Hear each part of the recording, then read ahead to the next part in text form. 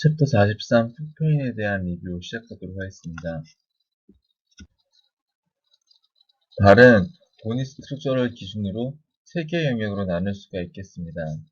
칼케니어스 탈루스로 구성되어 있는 레어풋, 그리고 타잘본으로 되어 있는 미드풋, 그리고 메타타잘과 팔링잘본으로 되어 있는 후어풋으로 나눌 수가 있겠고, 각각의 해당 부위에 소프트 티슈를 포함을 하게 되겠습니다. 먼저 레어풋 페인에 대해서 알아보도록 하겠습니다.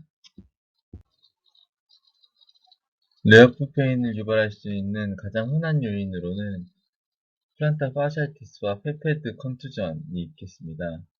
그리고 리스커먼한 코즈에 대해서는 챕터 42에서 다루었던 메디얼 칼키니얼 로우 임페레먼트, 타잘 터널 신드롬, 타잘 스트레스 프랙처를 제외한 나머지 부분에 대해서 본 챕터에서 소개하도록 하겠습니다. 먼저 히스토리 테이킹에 대해서 살펴보도록 하겠습니다. 레어풋 페인을 유발할 수 있는 가장 흔한 원인으로 플란타 파샤이티스, 그리고 페페드 컨투전이 있다고 말씀드렸고, 각각의 경우는 특징적인 히스토리를 가지고 있기 때문에 구분이 가능하다고 되어 있습니다. 플란타 파샤이티스의 경우에는 인시디어스 온셋을 가지게 되고, 페페드 컨투전 같은 경우에는 싱글 트라우마틱 에피소드를 포함하게 되겠습니다. 그리고 플란타 파샤이티스는 전형적으로 아침에 첫발 디딜 때 통증이 발생하고, 오후보다는 아침에 더 통증이 심한 것을 특징으로 한다라고 할 수가 있겠습니다.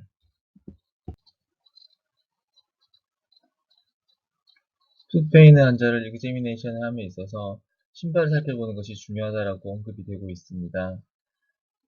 신발의 아웃솔이 비전형적으로 닳아있진 않은지 또는 좌우에 차이가 나진 않는지를 함으로 인해서 풋의 바이오미케닉스가 정상인지 비정상인지를 확인해 볼 수 있다고 되어 있습니다.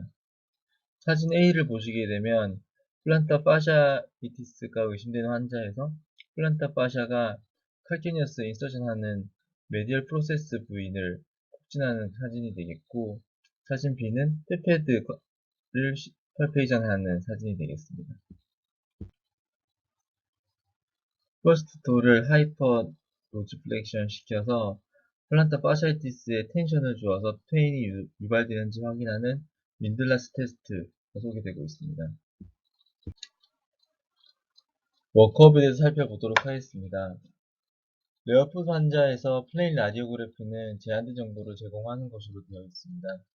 칼캐니언 스퍼가 페인과 직접적인 연관이 된다는 증거는 없지만, 칼캐니언 스퍼가 있을 경우에는 힐 페인을 동반하고 있을 가능성이 높은 것으로 되어 있고, 반복적인 인저리를 받은 스트레스 프랙처의 경우에는 스클레로시스 라인을 포함하는 경우도 되어 있다고 되어 있습니다. 스트레스 프랙처가 의심될 경우는 MRI를 시행할 것을 권고하고 있고, 플란타 파샤이티스가 의심될 경우에는 초음파를 시행해 볼 것을 권고하고 있습니다. 플란타 파샤이티스에 대해서 살펴보도록 하겠습니다.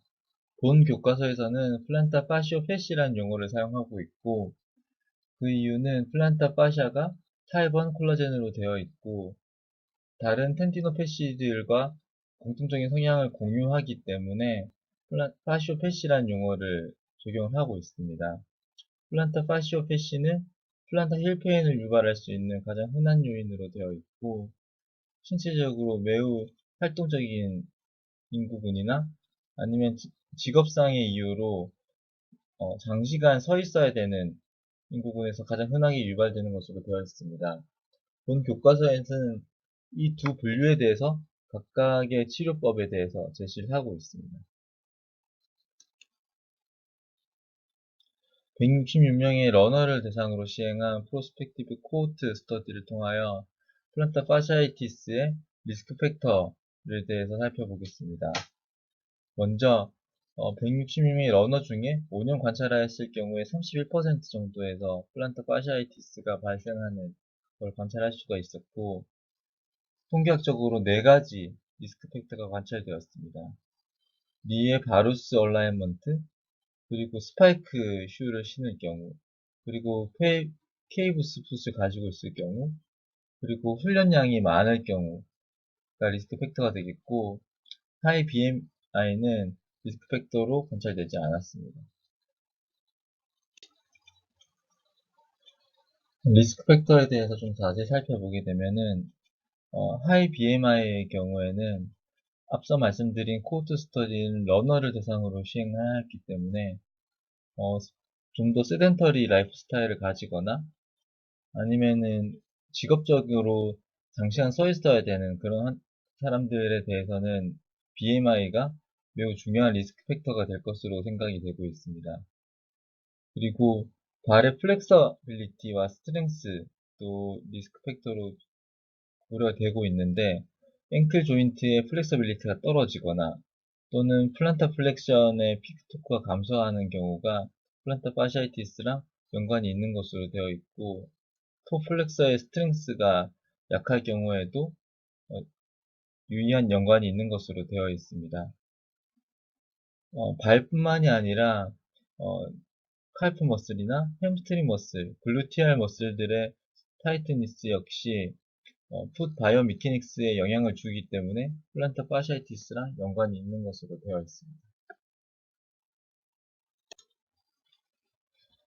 클리니컬 피처에 대해서 살펴보게 되면 점진적으로 발생하는 힐의 인페리어 메디얼 파트 쪽에 페인을 주소로 하게 되겠고 전형적으로 침대에서 일어나서 아침에 첫 발을 디딜 때 그리고 아침에 좀 더 심한 양상의 페인을 호소하게 되겠고 활동을 함에 있어서 점차적으로 페인은 감소하지만 그 활동이 끝난 오후에 다시 통증이 재발하는 것으로 되어 있습니다. 대표적인 이그제미네이션은 칼케니어스의 메디al 튜버로시티를 촉진함으로 인해서 텐다니스가 있는지 확인해 보는 것이 중요하겠고 앞서 말씀드렸던 윈들라스 테스트를 통해서 플란타 파샤에 트랙션을 주어서 페인이 호소되는지를 관찰하는 것이 중요하겠습니다. 클리니컬하게 플란타 파시아이티스가 의심될 경우 추가적인 워크업은 필요하지 않은 것으로 되어 있으나 치료에 반응이 없거나 비전형적인 양상을 보일 경우에는 추가적인 워크업이 필요한 것으로 되어 있습니다. 플레인 라디오그래피를 보게 되면 플란타 파시아티스 애니멀 환자에서 보니스포가 발견될 확률이 8배 정도 높은 것으로 되어 있습니다. 만약에 바이레터럴하게 보니스포가 존재하고 심틈은 유니레터럴 경우에는 심틈이 있는 쪽에서 스포의 플렉처가 있지는 않은지 확인을 볼 필요가 있다고 되어 있습니다. 초음파를 통해서 플란타 파샤가 4mm 이상 두꺼워지지 않았는지 확인해 보는 것이 의미가 있다고 되어 있고 MRI에서는 신호의 강도 정도에 따라서 현재 크로닉 페이지인지 어큐트 페이지인지를 어느 정도 구분할 수 있다고 되어 있습니다. 그리고 비전형적인 심통을 보일 경우에 본메로우에 이데마가 동반되지 않는지를 MRI에서 파악해 보는 것이 도움이 된다고 되어 있습니다. 플란타 파시아티스의 치료에 대해서 세 가지 피리어드로 나눠서 보험 교과서에서는 제시를 하고 있습니다. 먼저 쇼텀 페이지에서는 페인을 유발할 수 있는 활동들을 자제하도록 되어 있고 만약에 환자가 러너일 경우에는 좀 더 면밀한 상담이 필요한 것으로 되어 있습니다. 환자가 힐 페인을 호소하지 않는 기간이 4주 이상 되거나 또는 10km 정도를 페인 없이 걷고 나서도 페인이 없을 경우에만 달리기를 다시 시작하도록 되어 있고 푸드웨어를 맞춤 푸드웨어를 싣도록 되어 있습니다. 그리고 운동량을 현저하게 줄이도록 되어 있고 만약에 다시 운동을 시작하고자 한다면 점진적으로 그리고 세심한 관찰을 하면서 운동을 다시 시작할 것을 권고하고 있습니다.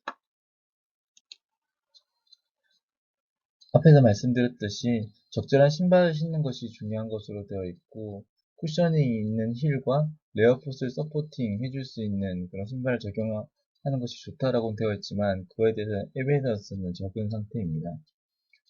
그리고 리지드 테이프를 이용하여 왼쪽 첫 번째 그림처럼 로다이 테이핑을 통해서 플란타 파샤에 서포팅을 해줄 수 있는 것으로 되어 있고 그리고 가운데 그림처럼 오그멘테이션을 해줄 수 있는 것으로 되어 있습니다.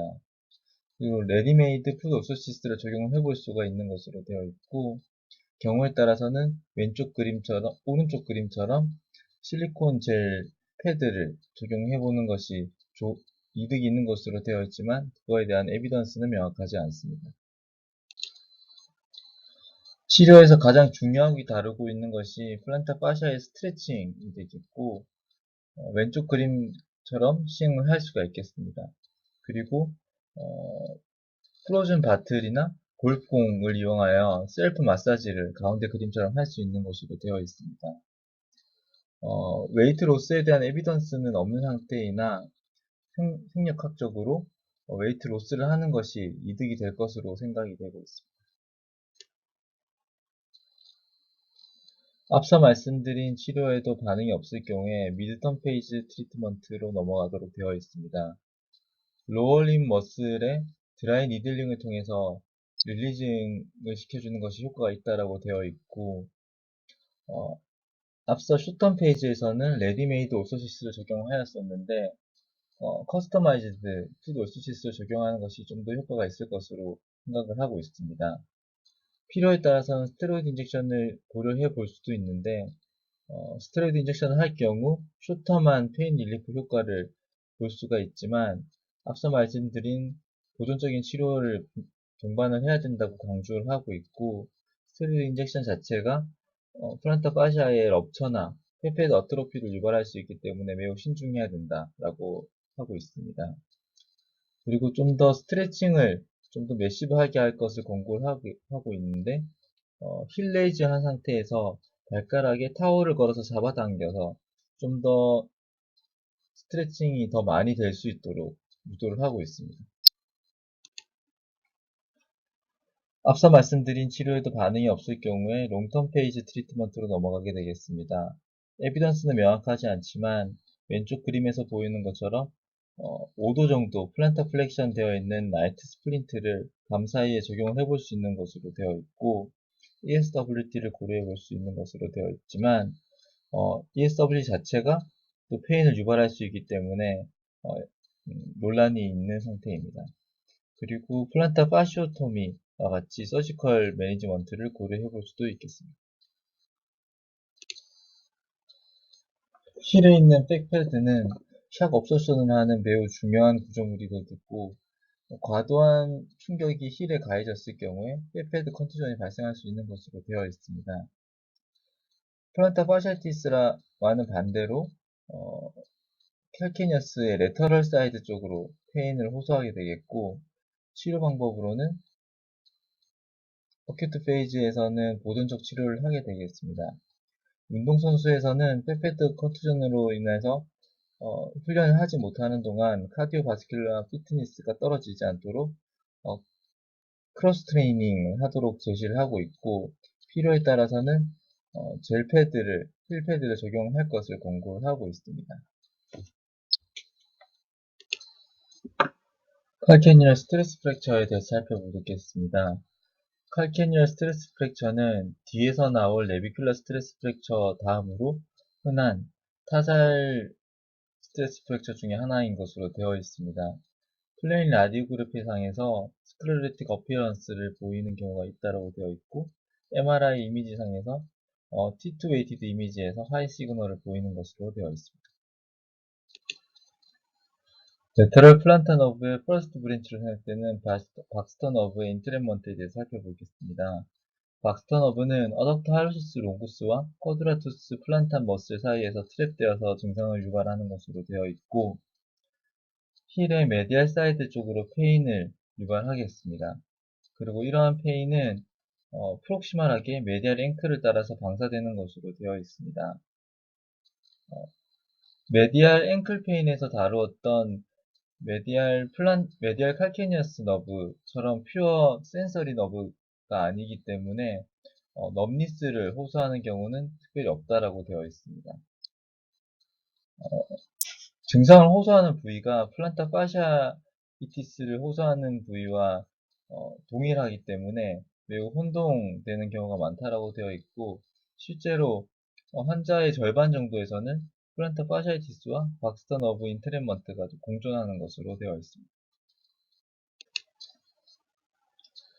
익자미네이션은 틴넬 사인을 확인하는 것이 중요하다고 되어 있고, 증상이 의심될 경우에는 로컬 아nesthetic을 이용하여서 러브 블락을 해보는 것이 필요하다고 되어 있습니다. 수술을 고려해야 될 경우에는 러브 컨덕션 스터디를 해보는 것을 권고를 하고 있습니다.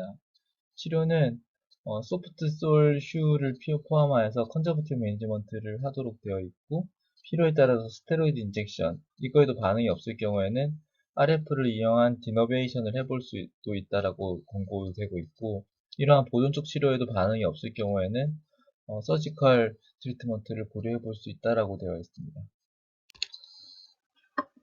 미드풋 페인에 대해서 살펴보도록 하겠습니다. 미드풋 페인을 유발할 수 있는 커먼한 코즈와 리스 커먼한 코즈에 대해서 테이블로 정리가 되어 있고, 본 교과서에서는 해당 항목들을 개괄적으로 모두 다루고 있습니다. 미드풋 페인의 클리니컬 어프로치에 대해서 살펴보겠습니다. 미드 타잘 조인트나 플란타 파샤에 스프레인이 있을 경우에 어큐트한 미드풋 페인을 호소할 수 있는 것으로 되어 있고, 점진적인 페인의 경우에는 오버유즈 인저리와 관련이 있는 것으로 되어 있습니다. 대부분의 페인은 잘 로컬라이제이션 되는 것으로 되어 있지만, 가장 흔한 원인은 내비큘라 스트레스 프랙처의 경우에는 로컬라이제이션이 잘 되지 않는 것으로 되어 있습니다. 내비큘러 스트레스 프랙처에 대해서 살펴보겠습니다. 내비큘러 스트레스 프랙처는 운동선수에서 발생할 수 있는 스트레스 프랙처 중에 가장 흔한 것으로 되어 있습니다. 보통 스프린팅이나 점핑, 허들링을 많이 하는 스포츠에서 발생하는 것으로 되어 있고, 어, 스트레스 프랙처가 가장 호발하는 부위는 가운데 3분의 1 부위가 되겠습니다. 그 이유는 이 부위가 에이바스큘러 워터쉐드 에어리어이기 때문인 것으로 되어 있습니다. 스트레스 프랙처를 유발할 수 있는 가장 흔한 원인은 트레이닝 로드가 일시적으로 증가하는 그런 양상이 가장 흔한 것으로 되어 있습니다. 많은 운동선수에서 내비큘러 스트레스 프랙처가 있는 경우를 살펴보게 되면은 앵클 도지 플렉션이 많이 감소되어 있는 경우를 관찰해 볼 수가 있는데, 이렇게 앵클 도지 플렉션이 감소된 것을 보장하기 위해서 과도한 미드풋에 도지 플렉션이 발생하게 되고, 이것이 탈로 내비큘러 조인트에 과도한 하중을 주게 되면서 스트레스 프랙처를 유발하는 것으로 되어 있습니다. 페인은 매우 인시디어스하게 발생하게 되겠고, 푸얼리하게 로컬라이제이션 되겠습니다. 환자분들이 호소하는 페인은 휴식을 취함으로 인해서 빠르게 호전되는 양상을 보이게 되겠고, 엔스팟이라고 하는 내비큘라본의 프록시말 도절 포션을 촉지하였을 때 텐더니스를 호소하는 것이 특징적이라고 할 수가 있겠습니다. 플레인 라디오그래피는 센시티비티가 매우 낮은 것으로 되어 있고, 의심이 될 경우 MRI를 시행해 볼 것을 권고하고 있습니다. 좀 더 병변을 명확하게 하기 위해서 CT 스캔을 하는 경우도 있는데, 이럴 경우에 슬라이스 두께를 2mm 이상으로 하게 되면은 병변을 놓치게 되는 경우가 있기 때문에 유의해야 된다라고 되어 있습니다.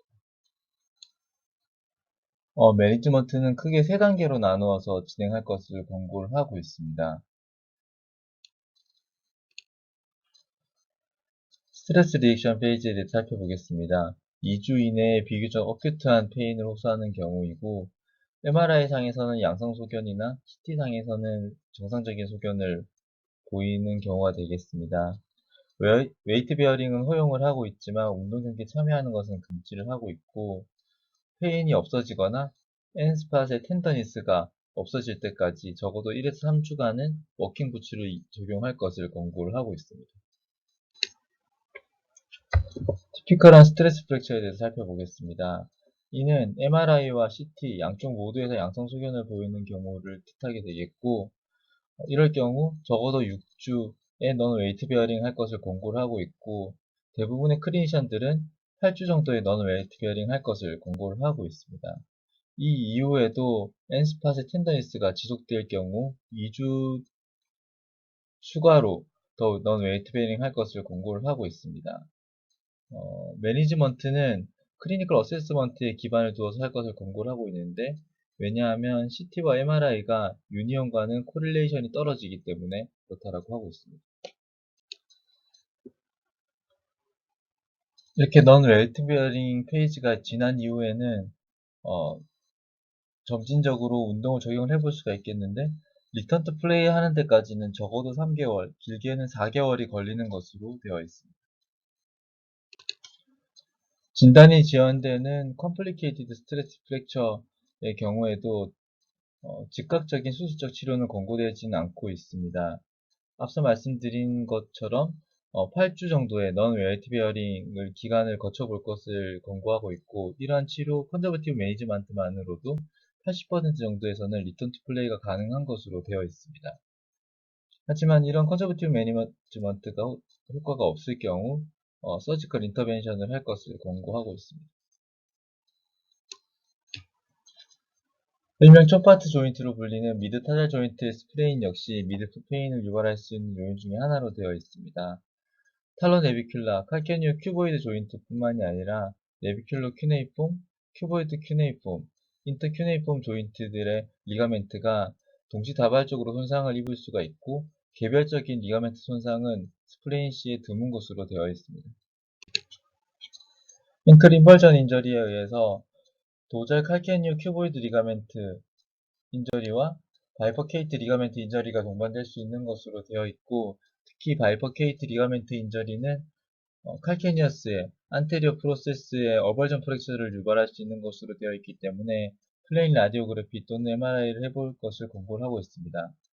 본인 플렉처가 있을 경우에 전이가 이루어져 있지 않을 경우 4주 정도의 임모빌라이제이션을 하면서 경과 관찰을 해볼 것을 권고를 하고 있고, 만약에 본인 프랙처가 디스플레이스 되어 있거나 보존적 치료에도 호전이 되지 않을 경우에는 서지컬 매니지먼트를 해볼 것을 권고하고 있습니다. 다음으로 타소 메타타잘 조인트인 리스프랑 조인트의 인저리에 대해서 살펴보겠습니다. 리스프랑 조인트 인저리 자체는 일반적인 포퓰레이션에서는 흔하지 않은 것으로 되어 있지만, 애슬리트 피플에서는 두 번째로 가장 흔한 풋 인저리로 되어 있습니다. 리스프랑 조인트 인저리의 메커니즘에 대해서 살펴보겠습니다. 다이렉트와 인다이렉트로 나눌 수가 있는 것으로 되어 있고, 다이렉트한 크러싱 인저리는 흔하지 않은 것으로 되어 있습니다. 대부분의 경우에는 오른쪽 사진에서 보이시는 것처럼 롱기튜디날 컴프레션이 가해졌을 때 인다이렉트하게 리스프랑 조인트 인저리가 발생하는 것이 가장 흔한 케이스로 되어 있습니다. 만약에 플레인 엑스레이 상에서 메타타잘 플란타 베이스 쪽으로 프랙처가 발생될 경우에 리스프랑 조인트의 인저리가 동반되었을 것을 예상을 해볼 수가 있겠습니다. 리스프랑 조인트 인저리의 클리니컬 피처에 대해서 살펴보도록 하겠습니다. 수상 이후에 환자분들은 포어풀 웨이트 베어링을 할 수가 없으며, 그리고 푸시오프가 불가능하게 되겠습니다. 익제미네이션 상에서는 해당 부위의 텐더니스를 호소하게 되겠고, 에키모시스를 동반하는 경우가 흔하겠습니다. 리스프랑 조인트 인저리가 의심이 될 경우 반드시 뉴로버스큘라 이그제미네이션을 해볼 것을 권고를 하고 있는데, 이니셜 인저리에 의해서나 또는 유발되는 부종에 의해서 도잘리스 페디스의 서큘레이션이 감소되는 경우가 있기 때문에 반드시 뉴로바스큘라 이그제미네이션 해볼 것을 권고하고 있습니다. 워크업을 위해서 웨이트 베어링 플레인 엑스레이를 시행해 볼 것을 권고를 하고 있습니다. 엑스레이상에서 퍼스트 앤 세컨드 메타자일 베이스가 2mm 이상 다이아스타시스가 있을 경우 리스프랑 조인트 인저리를 진단할 수가 있겠고, 일반적으로 메타타루스 어덕투스가 3mm 이상 되는 것이 정상적인 소견이나 손상이 의심될 경우 정상 측 엑스레이와 비교하여서 1mm 이상 차이가 날 경우 진단해 볼 수가 있겠습니다. 리스프랑 조인트 인저리의 트리트먼트에 대해서 살펴보게 되면, 다이아스타시스가 없는 그레이드 1의 인저리 같은 경우에는 워킹 부츠를 이용하여서 넌 웨이트 베어링을 6주간 지속을 할 것으로 되어 있습니다. 하지만 다이아스타시스가 발생한 그레이드 2 또는 3의 인저리의 경우에는 서지컬 리덕션을 시행을 할 것을 권고하고 있습니다. 지금부터는 미드풋 페인을 유발할 수 있는 리스크 커먼 커즈들에 대해서 개괄적으로 살펴보도록 하겠습니다. 가장 먼저 퍼스트 타조 메타타잘 조인트의 페인이 되겠습니다. 이는 퍼스트 메타타잘 큐네이폼 조인트의 도잘 메디알 쪽으로 페인을 호소하는 것이 되겠고, 가장 흔한 원인은 신발끈에 의한 압박이 되겠습니다. 그러므로 치료는 이런 신발끈 묶는 패턴을 변형시키거나 이 부분에 패딩을 대주어서 프레셔를 릴리프 시켜주는 것이 치료가 되겠습니다. 미드풋 페인을 유발할 수 있는 원인 중에 하나로 익스텐서 텐디노패시가 있을 수 있겠습니다. 익스텐서 텐디노패시 중에 가장 흔한 원인으로 티비알리스 안테리어 텐디노패시가 있을 수 있겠고, 이는 챕터 42의 안테리어 앵클 페인에서 다뤘던 내용과 동일하겠습니다. 페로니얼 텐디노패시와 어덕탈로시스 스트레인도 미드풋 페인을 유발하는 것으로 되어 있습니다. 다음으로 큐보이드 신드롬에 대해서 살펴보게 되면, 큐보이드 신드롬은 페로니어스 롱구스의 과도한 트랙션에 의해서 큐보이드 본이 서블럭세이션 되는 것을 뜻하고, 하지만 이런 서블럭세이션은 이미지 스터디상에서 체크된 적은 없다라고 되어 있습니다. 프로 발레 댄서에서 흔한 것으로 되어 있고, 환자분은 레터럴 웨이트 베어링이 힘든 것으로 되어 있습니다. 페로니스 롱구스의 트랙션에 의해서 큐보이드 본이 메디알 쪽으로 로테이션 되는 것으로 되어 있기 때문에 오른쪽의 사진처럼 플란터 사이드에 프레셔를 주어서 레터럴리 정복을 하는 것이 중요하다고 되어 있습니다. 이 외에도 큐보이드 본과 큐네이폼의 스트레스 프랙처, 그리고 내비큘러 본의 오스테오콘드라이티스인 퀼러스 디지즈도 미드풋 페인을 유발할 수 있는 것으로 되어 있습니다. 미드풋 페인을 유발할 수 있는 마지막 원인으로 타셜 코알리션을 언급하고 있습니다. 타셜 코알리션은 풋본이 콘제니탈하게 퓨전되는 것을 뜻하게 되겠고, 이런 코알리션은 세 가지 컨디션이 있을 수가 있겠습니다. 오셔스, 카틸라지너스, 파이브러스 컨디션이 있을 수도 있겠고, 보통 인구의 1에서 2% 정도에서 유병률이 있다고 되어 있습니다. 파이브러스 카틸리지너스 코알리션은 사춘기를 겪으면서 50파잉 되는 것으로 되어 있고, 이런 타살 코알리션의 90% 이상은 칼케니어 내비큘러 조인트,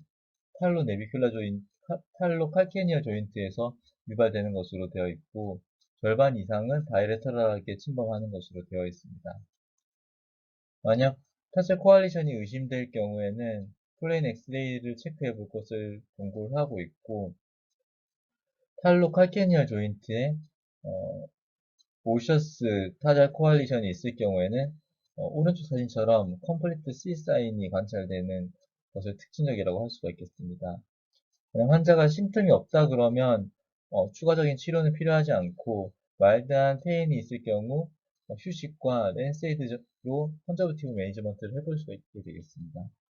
타잘 코알리션 자체가 풋의 ROM이 제한되어 있는 상태이기 때문에 여기에 추가적인 리스트릭션을 주는 오소시스를 적용하는 것은 매우 주의를 해야 된다고 되어 있고, 만약 페인이 컨트롤 되지 않을 경우에 서지컬 매니지먼트를 고려해 볼 것을 권고하고 있습니다. 다음으로 코어프 페인을 유발할 수 있는 요인들에 대해서 살펴보겠습니다. 코어프 페인은 센서와 컴피터티브 애슬리트에서 유병률이 높고 정도도 심한 것으로 되어 있습니다. 코어프 페인을 유발할 수 있는 커먼한 코즈들에 대해서 테이블로 정리가 되어 있고, 커먼한 코즈들에 대해서 앞으로 개괄적으로 살펴보도록 하겠습니다. 다른 질환들과 마찬가지로 히스토리 테이킹이 매우 중요한 것으로 되어 있습니다. 만약에 트레이닝 에러에 의해 발생한 코어프 페인의 경우에는 그 발생 시점이 인시더스한 경우가 많게 되겠고, 터프토와 같이 어큐트 코어프 페인을 유발할 수 있는 경우도 있겠습니다. 만약 센서리 심틈을 동반한다 그러면 모톤스 뉴로마를 의심해 볼 수도 있겠습니다. 대부분의 코어프 페인은 팔페이션으로 로컬라이제이션이 가능하기 때문에 팔페이션을 잘 해볼 것을 권고하고 있습니다. 먼저 퍼스트 앤 포스트 메타타자를 4개 발생하는 스트레스 프랙처가 되겠습니다. 이런 메타타자 4개 발생하는 스트레스 프랙처는 스트레스 프랙처 중에 두 번째로 흔한 것으로 되어 있고 대부분 트레이닝 에러에 의해서 발생하는 것으로 되어 있습니다. 가장 흔하게는 세컨드 메타타자를 4개 발생하는 것으로 되어 있고 이런 경우에는 어, 대부분의 경우에 하이퍼 프로네이션 되어 있는 풋에서 퍼스트 레이가 도지플렉션 된 상태에서 세컨드 메타타잘에 그레이터 로딩이 걸리면서 스트레스 프랙처가 발생할 수도 있겠고 몰턴스 푸시라고 해서 세컨드 레이가 도미넌트하게 길어져 있는 발 형태에서 흔하게 발생할 수도 있겠습니다.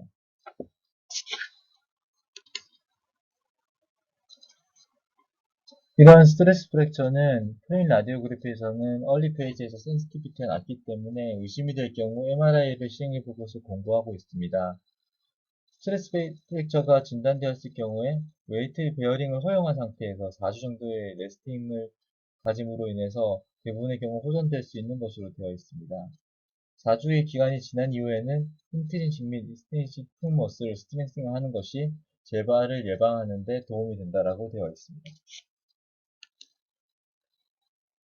메타타잘 4개 발생하는 스트레스 프랙처와는 다르게 드문 경우로 세컨드 메타타잘 베이스에 스트레스 프랙처가 발생할 수도 있겠습니다. 이런 경우에는 4주간의 넌 웨이트 베어링을 하는 것을 권고를 하고 있습니다. 힙스 메타타잘에 발생하는 프랙처는 영역에 따라서 예후와 치료가 다르기 때문에 구간을 나누어서 알아볼 필요가 있겠습니다. 존 1에서 3로 구분을 하고 있고 존 1의 경우에는 튜버로시티 어버전 프랙처가 되겠습니다. 이는 페로니어스 브레비스의 트랙션에 의해서 흔히 발생하는 것으로 되어 있고 존 2의 경우에는 저희가 흔히 알고 있는 존스 프랙처가 되겠습니다. 포스트 앤 핍스 인터메타타잘 아티큘레이션 레벨이 되겠습니다. 이보다 좀 더 디스탈 파트로는 존 3라고 하게 되어 있고 존 3는 다이아피질 스트레스 프랙처라고 할 수가 있겠습니다. 먼저 존 1에 발생하는 튜버로시티 어버전 프랙처의 경우에는 챕터 41에 어큐트 앵클 스프레인에서 다뤄진 적이 있으며 비교적 양호한 예후를 가지기 때문에 웨이트 베어링을 허용한 상태에서 엘라스틱 랩핑 등을 적용을 하면서 컨저버티브하게 경과를 관찰하면 되겠습니다. 다음으로 존스 프랙처에 대해서 살펴보도록 하겠습니다. 존스 프랙처는 앵클이 플란타플레이션 된 상태에서 인벌전 되면서 어큐트하게 발생할 수도 있겠고 다이렉트 포스에 의해서 발생할 수도 있겠습니다. 프로드로말 심틈을 보이는 것의 특징이라고 할 수가 있겠는데 프로 촉구 선수들을 대상으로 시행한 연구에서 힙스 메타타잘 프랙처가 발생한 환자의 45% 정도에서 어큐트 프랙처가 발생하기 이전에 레터럴 사이드 쪽으로 페인을 호소하는 양상을 보였던 것으로 보고하고 있습니다. 이렇게 존스 프랙처가 발생하는 부위는 오른쪽 그림에서 보시는 것처럼 에이베스큘러 워터쉐드에 해당되기 때문에 넌유니언이 흔하게 발생하는 것으로 되어 있습니다. 그러므로 스크류 픽세이션을 하는 것이 좀 더 좋은 예후를 보인다라고 되어 있고 대부분의 경우에는 7.5주 정도 이내에 리턴 투 플레이를 하는 것으로 되어 있습니다. 만약에 넌유니언이 발생할 경우에는 스크류를 좀 더 큰 것으로 바꿔본다거나 본 그래프팅을 시도를 해볼 수가 있겠고 리턴 투 스포츠 하는 데는 12주 정도 소요가 되겠습니다. 존 3에서 발생하는 다이아피즈 스트레스 프랙처의 경우에도 스크류 픽세이션을 하는 것이 좀 더 좋은 예후를 나타낸다라고 되어 있습니다. 그리고 메타타잘의 디지털 서드에서 발생하는 스파이럴 프랙처의 경우에는 발레리나에서 흔한 것으로 되어 있고 왼쪽 사진에서 보이는 것처럼 앵클 플란타 플렉션을 45도 정도 유지한 상태에서 유지하는 드미포항이나 푸에테라고 해서 가운데 사진처럼 발을 지속적으로 앵클 플란타 플렉션을 하면서 회전을 하는 그런 자세에서 흔하게 발생하는 것으로 되어 있습니다. 스파이럴 프랙처가 전이되지 않은 경우에는 컨저버티브 매니지먼트를 하는 것으로 되어 있고 3에서 4mm 이상 전이가 되었을 경우에는 리덕션을 해주는 것이 필요하다고 되어 있습니다. 비교적 1년 이상 지속되는 페인을 호소한다라고 되어 있지만 이러한 페인 자체가 펑셔널한 임페어먼트를 유발하지는 않는 것으로 되어 있습니다. MTP 조인트에 발생하는 시노바이티스 역시 포크 페인을 유발할 수 있는 커먼한 코즈 중에 하나로 되어 있습니다.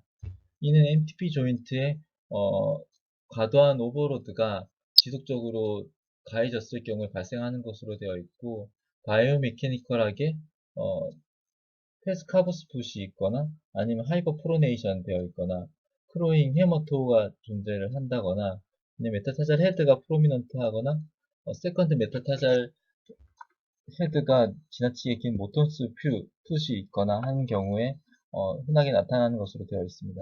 이렇게 MTP 조인트에 시노바이티스가 있을 경우에는 오른쪽 사진에서 보시는 것처럼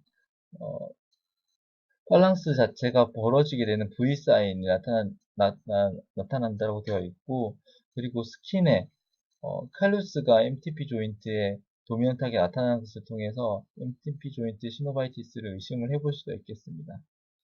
이럴 경우에는 MTP 조인트에 패딩 등을 대는 것을 치료 방법으로 할 수가 있겠고 어큐트 페이지에서는 엔세이드 같은 것들을 적용해 볼 수가 있겠습니다. 이러한 것들이 별로 효과가 없을 경우에는 롱기투디널 트랙션을 해볼 수도 있다고 되어 있습니다.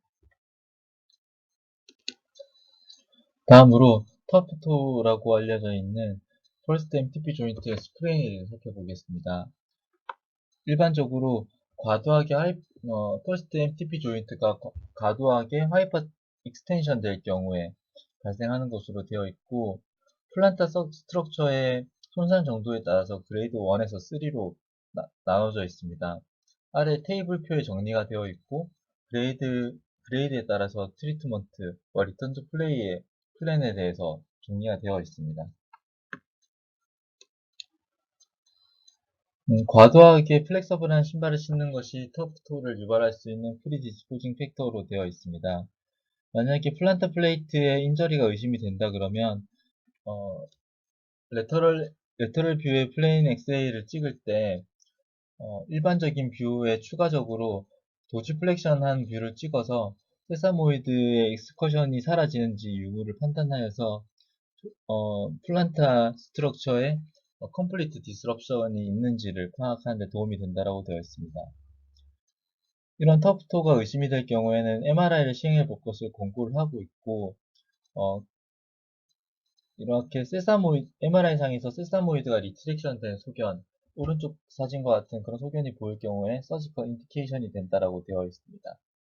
이런 터프토는 향후에 팔롭스 리미투스가 유발될 수 있는 요인 중에 하나로 되어 있습니다. 일반적으로 게이트의 프로펄시브 페이스에서 퍼스트 MTP 조인트의 60도 정도의 도지플렉션이 필요한 것으로 되어 있습니다. 하지만 이런 도지플렉션이 제한되는 것이 할룩스 리미투스라고 할 수가 있겠고, 이 할룩스 리미투스는 향후에 MTP 조인트의 무브먼트가 전혀 없어지게 되는 할룩스 리지두스로 진행하게 되겠습니다. 이런 할룩스 리미투스가 발생하는 데는 앞서 살펴보았던 터프토와 같이 다이렉트 트라우마 이후에 발생하는 MTP 조인트의 오스테오아스트라이티스가 원인이 될 수도 있겠고 그 외에도 페르니어스 롱구스의 위크니스도 이 할루스 리미투스를 유발할 수 있는 것으로 되어 있습니다. 일반적으로 퍼스트 MTP 조인트가 도지플렉션을 할 때 이제 페로니얼 롱구스가 퍼스트 MTP 조인트를 스테빌라이징 시켜줌으로 인해서 로딩이 적절하게 나눠지는 것으로 되어 있는데 만약에 페로니얼 롱구스 위크니스가 있어서 퍼스트 레이가 하이퍼 모바일 할 경우에는 퍼스트 MTP 조인트에 오버로드가 가해지게 되면서 그쪽 조인트 자체에 오스테오아스트라이티스가 올 가능성이 높아지는 것으로 되어 있습니다. 이런 할로스 리미투스가 있는 환자들의 신발을 보면 일반적인 신발과 좀 더 다른 패턴의 웨어링이 있는 것을 확인할 수가 있겠는데 세컨드 MTP 조인트랑 퍼스트 인터팔링지알 조인트에서 도미넌트한 웨어링이 있는 것을 관찰해 볼 수가 있겠습니다. 이런 할로스 리미투스를 익자미네이션 함에 있어서는 포스트 MTP 조인트의 도잘 에스펙트를 팔페이션 하여서 본이 스퍼가 있는지를 확인해 보는 것이 필요하다고 할 수가 있겠습니다. 그리고 할로스 리미투스가 있는 환자분들은 이런 퍼스트 MTP 조인트의 도지 플렉션의 리미테이션이 있는 것을 보상하기 위해서 인터팔링지알 조인트에서 과도한 도지 플렉션이 발생함으로 인해서 서브 엉걸 헤마토마가 발생하는 경우가 있기 때문에 이에 대한 관찰이 필요하다고 되어 있습니다. 보통 할로스 도지 플렉션이 50도 이하일 경우에 컨저버티브 매니지먼트는 성공하지 못하는 것으로 되어 있어서 필요에 따라서 서지컬 오퍼레이션이 필요한 것으로 되어 있습니다. 다음으로 할로스 발구스에 대해서 살펴보도록 하겠습니다. 할로스 발구스는 퍼스트 MTP 조인트가 정적으로 서브럭세이션 되어 있는 상태를 뜻하게 되겠습니다. 보통 퍼스트 메타타잘 본이 이제 메디알 쪽으로 데비에이션이 되어 있기 때문에 보니 에미넌스에 오버라이딩 버자이티스가 존재를 하게 되겠고 성인의 23% 정도에서 존재하는 것으로 나타나 있습니다. 여성에서 흔한 것으로 되어 있고 이런 할루스 발구스를 유발할 수 있는 요인에는 하이힐과 같은 컨스트릭팅 풋웨어가 도미넌트하게 작용하는 것으로 되어 있습니다. 그리고 하이퍼 프로네이션 된 풋에서도 발생하는 것으로 되어 있고 퍼스트 메타타잘 본과 할룩스가 비정상적으로 길 경우에도 유발될 수 있는 것으로 되어 있습니다.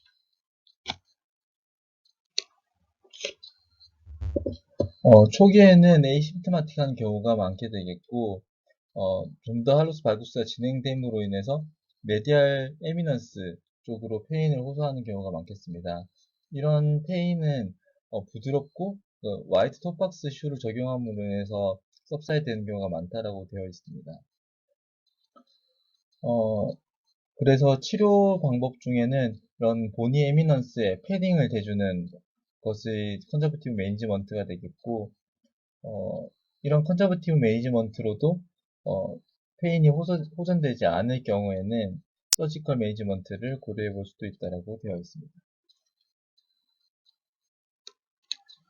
다음으로 세사모이드 인저리에 대해서 살펴보도록 하겠습니다. 세사모이드 본은 플렉서 할루시스 브레비스의 텐던 사이에 존재하는 것으로 되어 있고 이는 퍼스트 메타타잘 헤드를 펑셔널하게 랭스닝해주는 효과를 보이게 되겠고 두 개의 세사모이드 본 사이로 플렉서 할루시스 롱스가 지나감으로 인해서 텐던을 보호하는 효과가 있겠습니다. 그리고 프로포셔브 페이스에서 포어풋에서 웨이트 베어링이 메디알에서 레터럴 쪽으로 트랜스퍼 되는 것을 도와준다라고 되어 있습니다.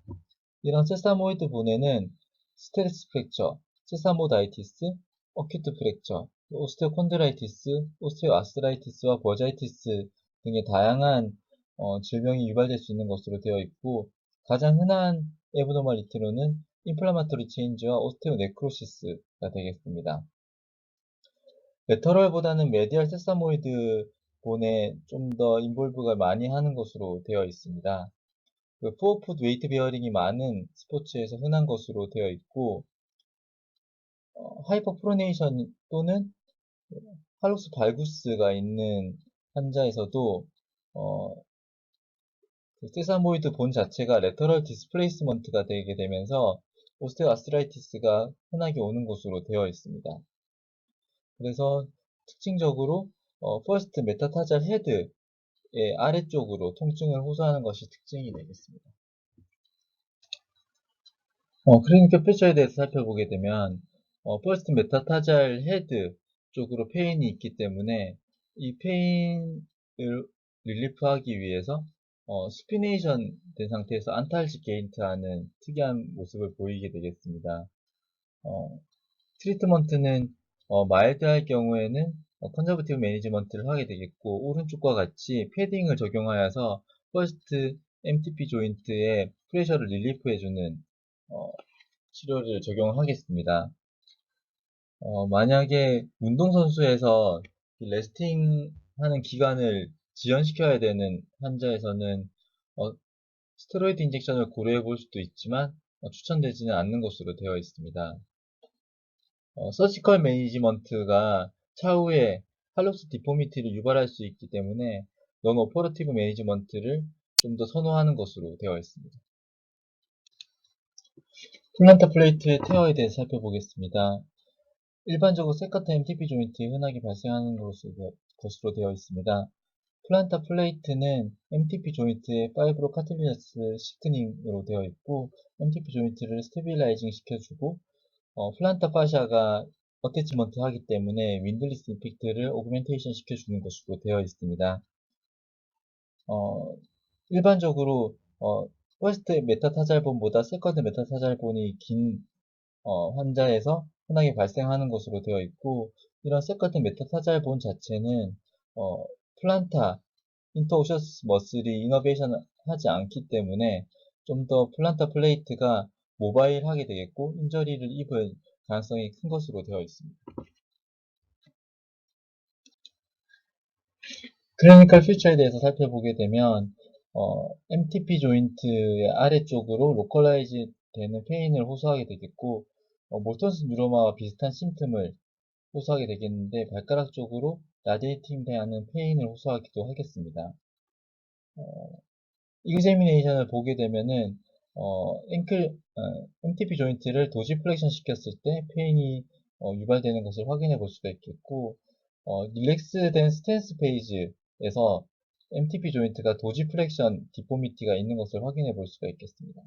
그리고 모디파이드 라크만 테스트라고 해서 안테리어 포스테어 드로울 테스트를 하였을 때 디스플레이스먼트가 있는지를 확인해 볼 수가 있겠습니다. 치료에 대해서 살펴보게 되면 오른쪽 사진에서처럼 발가락에 플란타 플렉션 스트래핑을 적용을 해볼 수도 있겠고 페인을 릴리프 해주기 위해서 MTP 조인트 아래쪽으로 패딩을 적용해 볼 수도 있겠습니다.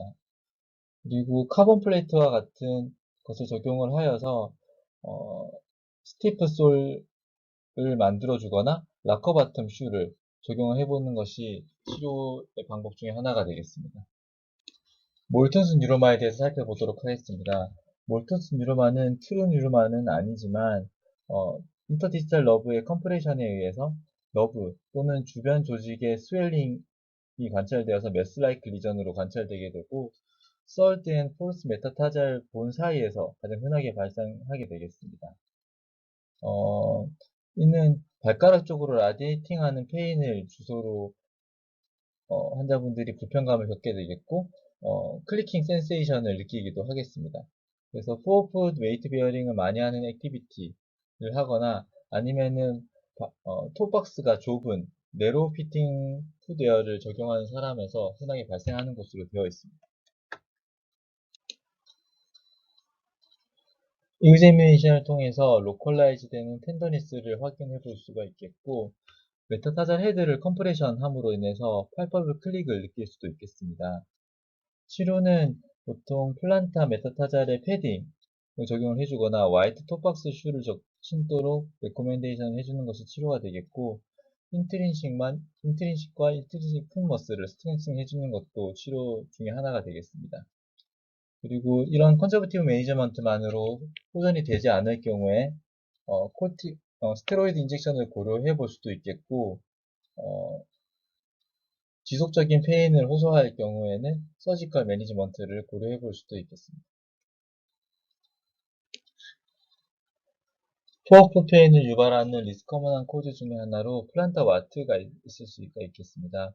이런 플란타 와트는 콘과 감별이 필요하게 되겠습니다. 플란타 와트의 경우에는 레터럴 프레셔 또는 핀칭을 통해서 페인을 느끼게 되겠고 일반적으로 콘의 경우에는 다이렉트 프렉셔를 줬을 때 페인을 느끼게 되겠습니다. 그리고 스카펠로 표피를 제거하였을 때 오른쪽 그림에서 보이는 것처럼 미세한 검은 점들이 관찰됨을 통하여서 플란타 와트를 진단할 수가 있겠습니다. 이는 케미컬 솔루션을 이용하여서 제거하는 것이 필요하겠고 일반적으로 이 케미컬 솔루션이 잘 페네트레이션 하기 위해서 지속적으로 스카펠을 통해서 스킨을 리무벌 해주는 것이 필요하겠습니다.